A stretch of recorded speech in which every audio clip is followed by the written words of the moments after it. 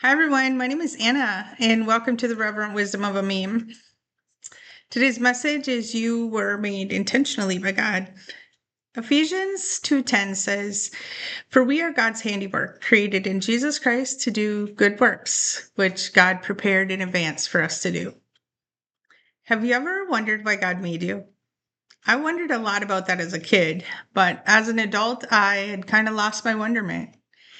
And I've come to understand that this is not unusual. We get so overwhelmed with being adults that we sometimes lose the magic and the wonderment that we had as children.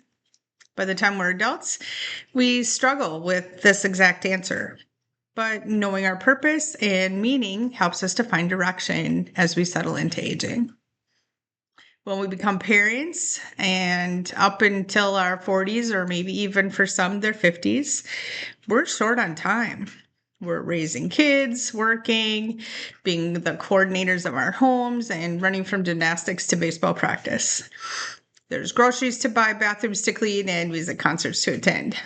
And we don't even really have time to think about why God made us, or even if we have a purpose besides keeping our children alive into adulthood. But when our children grow up and leave for college or go off on some adventure in life, we find ourselves between being parents and graduating to being called in-law, or in my case, Mima. And we begin to wonder, now what?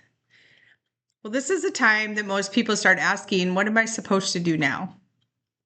This is also, I found, when most people find their divine purpose. It occurs to us when we finally have time to think about it, when it's quieter, less stressful, and we have the experience needed to do the work God has prepared for us. I mean, besides everything we've completed up until now. We begin to live intentionally and purposely in all areas of our life, and especially with a more heartfelt purpose in regard to our faith. And there'll be a few people who might say that it's time to retire, but hardly anyone I know who does retire actually retires. Many choose this time to step into God's calling. Now, you're never too young or old to step into what God has planned for you. And honestly, by this time, we've lived so much life that we've become readily equipped with everything we need to make a solid impact on the world and guide others. We've learned to praise and worship with an overflowing heart, and we understand how deeply and intentionally God really does love us.